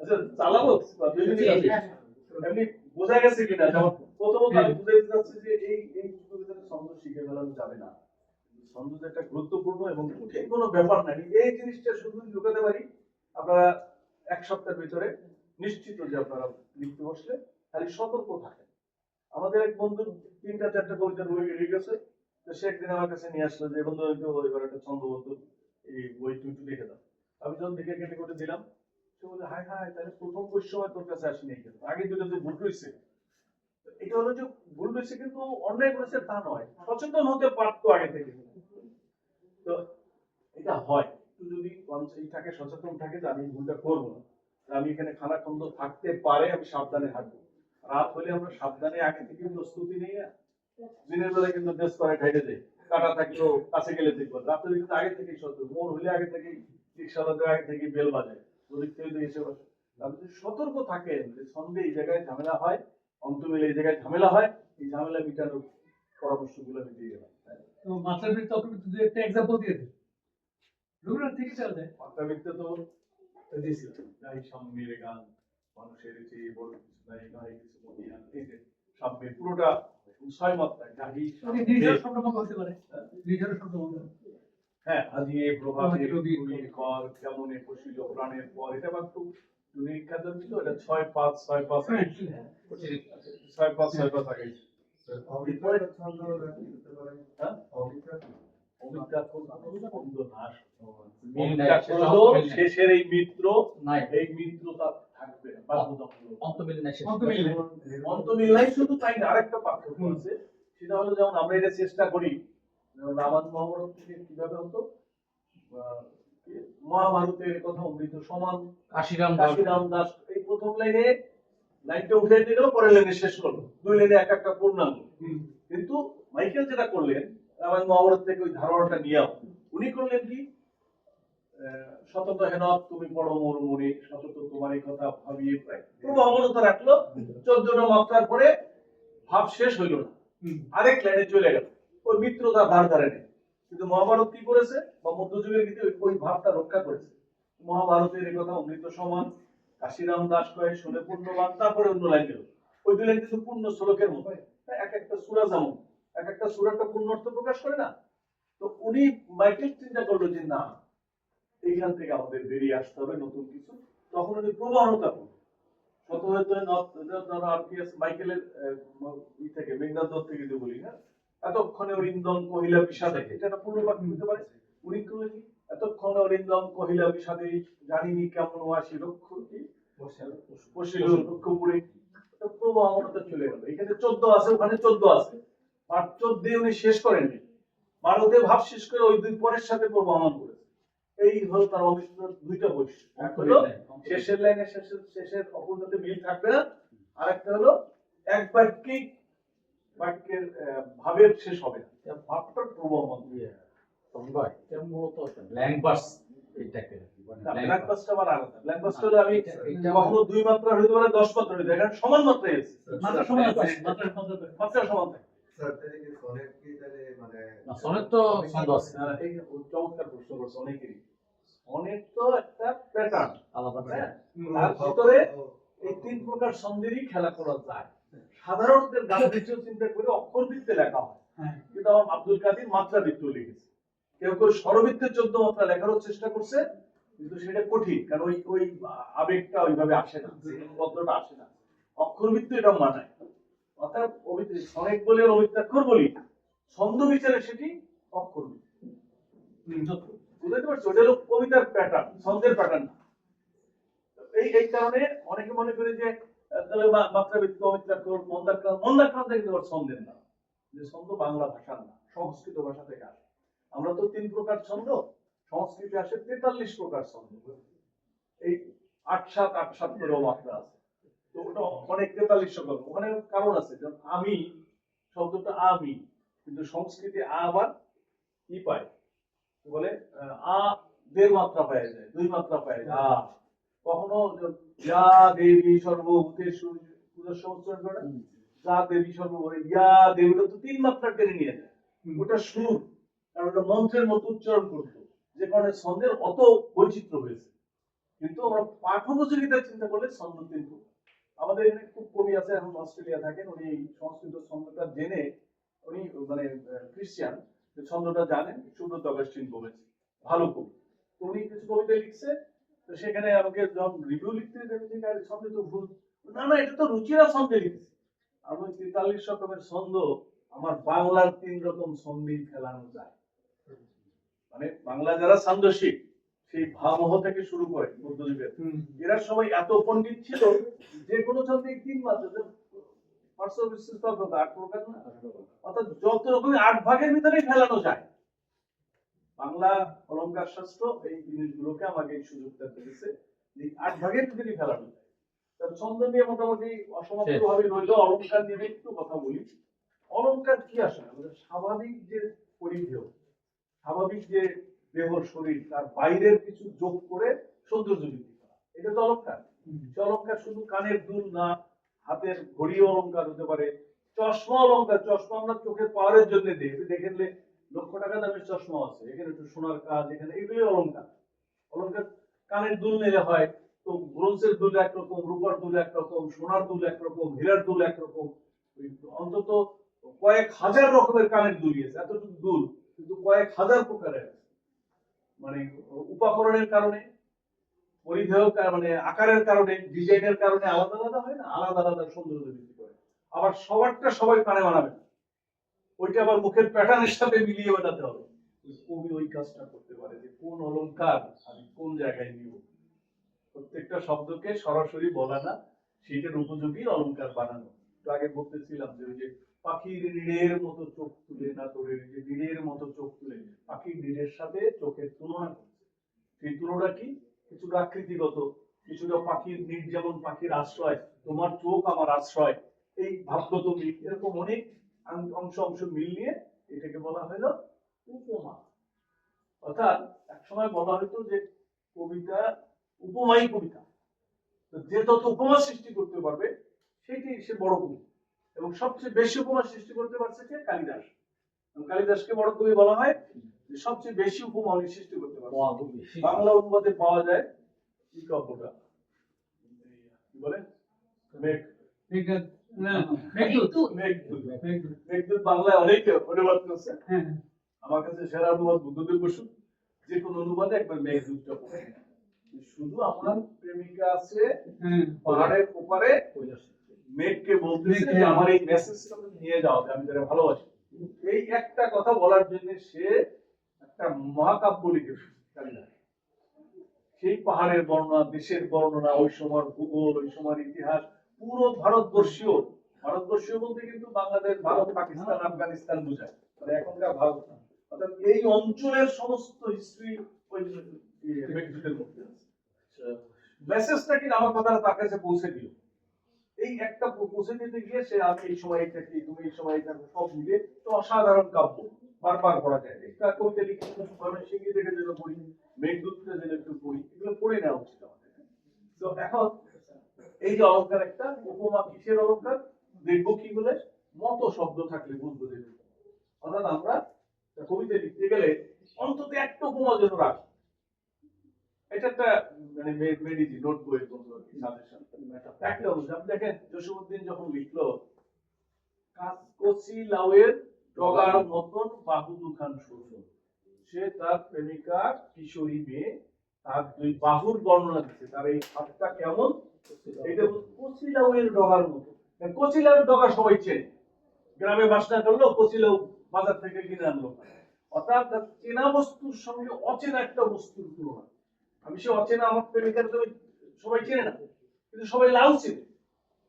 সেই লাউটার মতো না, লাউটার মতো বললে কিন্তু সৌন্দর্য বুঝাতো না, লাউ অনেক রকম হয়, কিন্তু কচি লাউয়ের ডগা যে ট্যাক ট্যাক করে, অর্থাৎ মসৃণ সবুজাভ, মানে জীবন্ত, তাজা, তরতাজা, হালকা বাতাসে দোলে, এরকম বুঝায়। এর চেয়ে ভালো উপমা হয় কবিতার? এরকম একটা উপমা সারা জীবন যদি 10টা উপমা লিখতে পারেন কবি, এরকম 10 যে আগে বানায় নাই, আগে উপমা নাই। এখন এ যুগে কাস্তের মতো চাঁদ অনেক পুরনো উপমা, হ্যাঁ, তোমার মুখের মতো চাঁদ, এগুলো অনেক পুরনো। নতুন যদি 10টা উপমা লিখতে পারেন আমি নিশ্চিত বাংলা ভাষায় এসে অমর এর মধ্যে যদি পারেন আপনারাই অমর। ওই যে সুকান্ত যেমন লিখেছে, হ্যাঁ সুকান্ত যেমন লিখেছে, হ্যাঁ সুতরাং ঝলসার রুটি। পূর্ণিমা চাঁদ যেন ঝলসা।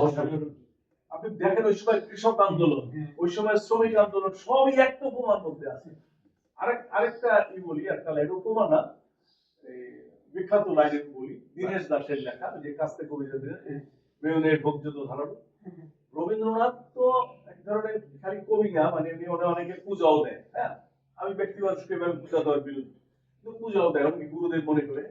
দীনেশ দাস লিখছে, তোমার পায়ের পাতা সবখানে পাতা, কোনখানে করবো কোন। তোমার পায়ের পাতাটা সব জায়গায়, যেখানে যে সেখানে রবীন্দ্রনাথ। তোমার পায়ের পাতা সবখানে পাতা, দুইটা পাতার অর্থ কিন্তু ভিন্ন। একটা পাতা হলো স্থাপন করা, একটা পাতা হলো পা। তোমার পায়ের পাতা সবখানে পাতা, আমি কোথায় প্রণাম করবো? তোমার পাতা গুরুদেব সব জায়গায় আছে। কি অসাধারণ লাইনটা! এরকম যদি লাইন না লিখতে পারি, এই যে এত বছর হলো আমার 58 বছর পার হয়ে যাচ্ছে, আজকে মাঝে এরকম একটা লাইন লিখতে পারি লিখতে। তো আমার কবিতার একটা লাইন বেশ কয়েকজনের সমালোচনায় যে কজন আমার উপরে লিখছে, অন্তত 100 জন একটা লাইন কমন উচ্চারণ করছে। আমি চিন্তা করলাম যে সবাই কমন কি, আমি লিখছিলাম যে আমি তো সুখেই আছি অনন্ত সুখে, মানে আরো বড় কবিতা। এই লাইনটা সবাই উল্লেখ করেছে যে তোমার পাশের এই লাইনটা। তো তখন মনে হলো যে না, কিছু একটা হয়েছে, কিন্তু আমি লেখার সময় কিন্তু আপনি এখন লিখে যাবেন, কোনো না কোনো সময় তার মূল্যায়ন হবে। এবং অনেকে মূল্যায়ন না পেলে দুই ধরনের ক্লান্তি হয়, যে আর কি হইলো, আমার তো মহসিন বন্ধুরা দেখা হলে স্টেশনে টাকাই লেগে আমার কি এমন লিখলাম। আমার একদম মনে হয় যে না, মরার পরেও কেউ না কেউ এসে দেখবে। লালনের মারা গেছে কত পরে, তারপর কত এখন প্রতিদিন লালন বেশি জনপ্রিয় না। জীবন দাস মারা যাওয়ার 17 বছর পরে জীবন দাস সে নিয়ে লেখালেখি শুরু হলো। মৃত্যুর দিন নিউজ হয়, প্রফেসর জীবন দাস ডায়েন। কবিও বলেন, অধ্যাপক ছিলেন, অধ্যাপক মারা গেছে। এখন জীবন দাস হচ্ছে বড় কবি, রবীন্দ্রনাথের চেয়ে কোথাও কোথাও সে বড়। হ্যাঁ, এইরকম যদি উপমা সৃষ্টি না করে, অর্থাৎ উপমা এক ধরনের অলঙ্কার। আরো কি অলঙ্কার আছে? রূপক অলঙ্কার। হ্যাঁ, দেখেন বিখ্যাত রূপকের কথা বলি, মন মাঝি তোর বইটা নেবে আত্মীয় ভাই, মাঝি। অর্থাৎ মন, আমার মনটাই হলো মাঝি, যে চালিত করে চেতনা, মন কি চেতনা, মন কি বিবেক। হ্যাঁ, আমি বিবেক দ্বারা চালিত হতে পারলে আমি নদী পার হয়ে যেতে পারতাম, চড়াতে পারতাম, যে যেভাবে নেয় আল্লাহর কাছে বুঝতে পারতাম, হ্যাঁ, বেসতে যেতে পারতাম। আমার মন মাঝি যদি ঠিক মতো বইটা চালাইতে পারতাম। নিজের আত্মসমালোচনা, এই যে মন রূপ মাঝি, কোন কবিতে লিখছে দেখেন, মন মাঝি এই একটা শব্দের জন্য তার অমরত্ব প্রাপ্ত। কবিতা হলে এরকম অলঙ্কার সৃষ্টি করে। ছন্দ ছন্দের বৈরাগী অন্তর হইল উপমা লাগে, রূপক লাগে, উৎপ্রেক্ষা লাগে। উৎপ্রেক্ষা কি? চিন্তা সহজ হলো যেন শব্দটা প্রায় থাকবে। হ্যাঁ, তো যেমন যদি বলি যে তুমি যেন চাঁদ, তুমি যেন আকাশের চাঁদ, তুমি আর আকাশের চাঁদের ভিতরে মতো বলছিলাম আগে, তার মানে সবটুকু না। তুমি যেন আকাশের চাঁদ, যেন দিয়ে বললাম যে অভিন্ন একই, এটা হলো উৎপ্রেক্ষা। হ্যাঁ, আবার আছে যে সমতুলনা, যে ঢাকা বলে নারায়ণগঞ্জকে কি হলো প্রাচ্যের দান্ডি। তারপরে ডেন্ডি যে সারা বিখ্যাত বন্দর, পৃথিবী বিখ্যাত, নারায়ণগঞ্জকে এক সময় সেরকম তুলনা করা, তাহলে ডেন্ডির সাথে নারায়ণগঞ্জের যে তুলনা, কিন্তু এটা উপমা নয়, কোন উপমাসক শব্দ নয়, এটা কি জানো একেবারে না উৎপ্রেক্ষা। উৎপ্রেক্ষা তো যেন থাকতো, তার মানে এটা আসলে যেন, কিন্তু সামনে আগে নাই। হ্যাঁ, মানে ভালোবাসি না বলে তো ভালোবাসা প্রকাশ করা যায়, টাকায় প্রকাশ করা যায়। সবসময় ভালোবাসি শব্দটা মোবাইল যুগে তো মানে পরিচয় হইলে আই লাভ ইউ লিখে বেলায়, হৃদয়ের টান না থাকলেও লিখে বেলায়, ওগুলো আসলে লাভ না। লাভ ফিল করলেও হয়, এখান থেকে 1000 মাইল দূরে ফিল করি, ওটাও ক্ষতি। এখন এলো যে উপমা চিনলাম সংক্ষেপে, ওরকম থাকবে মতবাচক, যেন শব্দবাচক থাকবে, এবং মন মাঝি এখানে কিন্তু নাই, মন রূপ মাঝি, রূপক মনকে মাঝির রূপকে প্রতিস্থাপন। আরেকটা আছে সমাসক। দেখেন নজরুলের একটা বিখ্যাত লাইন, আকাশে হেলান দিয়ে পাহাড় ঘুমায় ওই। পাহাড় কি ঘুমায়? পাহাড় কি মানুষ? আকাশকে আকাশে হেলান দিয়ে পাহাড় ঘুমাচ্ছে, মানে মানুষ একটা পাহাড়। এটাকে বলে পার্সনিফিকেশন, ইংরেজিতে, বাংলায় বলে সমাসক। এটা তো অসাধারণ নরত্ব আরোপ। নরত্ব, তারপর মানুষত্ব আরোপ করা হলো, পাহাড় কি মানে মানুষ কল্পনা করা, নজরুলের কিন্তু সেরা কিছু চিত্রকল্প আছে, এরকম এই অলংকার আছে, যে আকাশে হেলান দিয়ে পাহাড় ঘুমায়, এরকম একটা লাইন আমরা লিখি। এইগুলো চেষ্টা করতে হবে।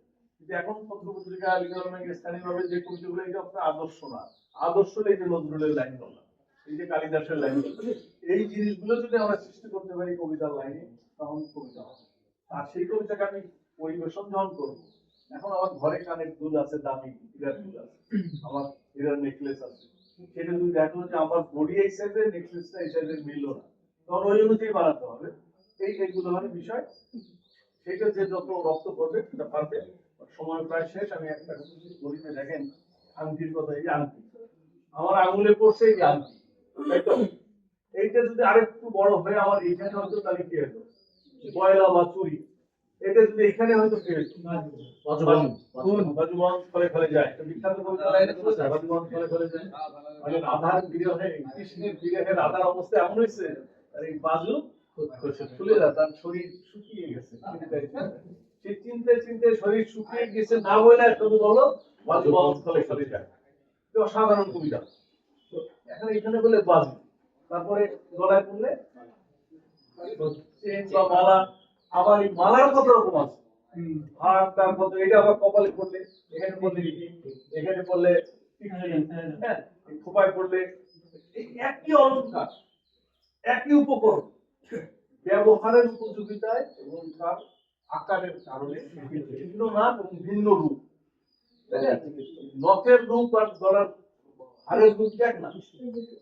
তারপরে অলংকার হলো কি, যে যা দিয়ে সাজাবো সেটির উপকরণ এবং আকার আর ব্যবহার উপযোগী করে যদি আমি সাজাতে পারি, তাহলে সেটি সার্থক কবিতা হবে। আমার এই বন্ধু একটা উপমা লিখেছিল, তার স্টাইল এরকম যে আড়াই ঘরের আড়ায় পা লেগে পড়ে গেছে, ঘরের আড়াই থাকুন করে পায়ে লাগলো কি করে? আড়াইটা না, আড়াইটা না, চোখ কাটলে চোখ কাটলে পুরোটা বুঝায়। এই কবিতাতে এই জিনিসগুলো জানতে হবে, আমি আড়ারে চোখ কাট করলে হবে না। সে বললো না, পায়ে বেঁধে পায়ে বাঁধে তো নিচে, মাথায় কি পায়ে বাঁধে? হ্যাঁ, তো এই জিনিসগুলো বুঝতে হবে। কবিতা লিখতে গেলে ছন্দ অলংকার যেমন জানতে হবে, না জানলে একটা সময় কিন্তু হতাশ হবে যে আমার কবিতা ছাপে না কেন, আমার কবিতা আরেকজনকে টানে না কেন, টানে না এইগুলোর কারণে টানে না।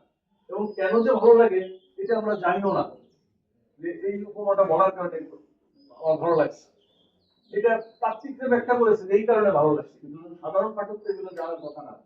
হ্যাঁ, আপনি একটা মেয়ে সুযোগে আসছে অনুষ্ঠানে, যদি সত্যি সুন্দর হয়, তাহলে বোঝানো লাগবে না যে এই মেয়েটি অমুকের সুন্দর মেয়ে, এমনি মানুষের চোখ যাবে। তো কবিতা যদি ওভাবে অলংকারের সাথে উপস্থাপন করতে পারেন, পাঠকের এমনি ভালোবাসা পাবে। আর এক লাইনে নন্দন তত্ত্ব বলি, নন্দন শব্দটার অর্থ আসলে সুন্দর। কেন নন্দন শব্দের তারটা কি অর্থ আছে? পুরাকালে যখন নন্দন মানে ছেলে সন্তান হইলে বেশি আনন্দিত হইলে, এখনো সমাজে আছে মেয়ে হওয়ার চেয়ে ছেলে হলে একটু উল্লাস বেশি হয়। ছেলে হওয়ার যে আনন্দ, সেটি মানুষের আদিম যুগেও ছিল। সেই আনন্দটা যে জিনিসে আমরা পাই, সেটা যে তত্ত্বের মধ্যে দিয়ে, সেটি হলো নন্দন তত্ত্ব, অর্থাৎ আনন্দ লাভের তত্ত্ব। অর্থাৎ কবিতা পড়ে যদি কেউ একটা আনন্দ পায়, আর কোনো ব্যাখ্যা বিশ্লেষণ কিচ্ছু দরকার নেই, তার ভালো লাগছে, তার মানে তার ভিতরে নন্দন তত্ত্ব সৌন্দর্য ব্যাখ্যা করলে, ওই যে নন্দন তত্ত্বের সৌন্দর্য তত্ত্ব। প্রবাস জীবন রায়চৌধুরীর একটা ছোট্ট বই আছে, নেটে পাওয়া যায়, 64 পৃষ্ঠার বই। সারা জীবন কাজে লাগে না, 64 পৃষ্ঠার প্রবাস জীবন রায়চৌধুরী। কার বই ভাই, কার বই? প্রবাস জীবন রায়চৌধুরী, নেটে পাওয়া যায়, বিশ্বভারতীর বই, ছোট্ট বই। মানে এই হাসপাত আব্দুল্লাহ, সে মজুল ইসলাম চৌধুরী যা লিখছে না, ওই 64 পৃষ্ঠার বই পড়ে দেখেন, এইগুলোরই উদাহরণ, বেসিক জিনিসটা ওখানে পেয়ে যাবেন। এবং সবসময় উন্নত আপনারা বেসিক জায়গা, আপনারা আস্তে হীরার কবিতা অনুকরণ করে কবিতা লিখতে গেলে হবে। আপনারা অনুকরণ করতে হলে রবীন্দ্রনাথে যান, আপনারা ময়মনসিংহের দিকে যান, বেসিক জায়গায় যেতে হবে। বেসিক জায়গায় গিয়ে হচ্ছে ভালো লিখতে পারবে, কিন্তু ওর তো অনুকরণ করছে ভালো হয় না, পরে তো কাছাকাছি হবে। আমাদের লক্ষ্য থাকে তো সবসময় সেরাই হওয়া, শিখতে যাওয়া। সেজন্য আমরা পড়ার কবিতা পড়বেন, ওই অলংকার সম্পর্কে কোথাও আলোচনা পেলে পড়বেন, না পড়লেও চলবে। আজকের এই 1 ঘন্টার ধারণা যদি মাথার ভিতরে ঢুকে, আর এখন যদি কবিতা পড়া শুরু করেন, আমি নিশ্চিত আপনারা ভালো করে লিখতে পারবেন। তো আমি আর না বাড়াই, যেতে পরে আরো ক্লাস আছে। আর ওপেন ডিক্লারেশন রইল যে এরকম যদি এর পরেও কখনো আয়োজন হয় ভাই একটা প্রশ্ন সন্ধ্যায় চলে আসা যায়।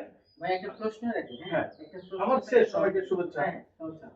প্রশ্নটা হলো যে ধরেন আমি ছন্দে লিখছি, হ্যাঁ স্বরবৃত্ত হোক মাত্রাবৃত্ত হোক ছন্দে লিখছি, মাঝখানে এসে আমি একটা বিষয়কে ধারণ করি।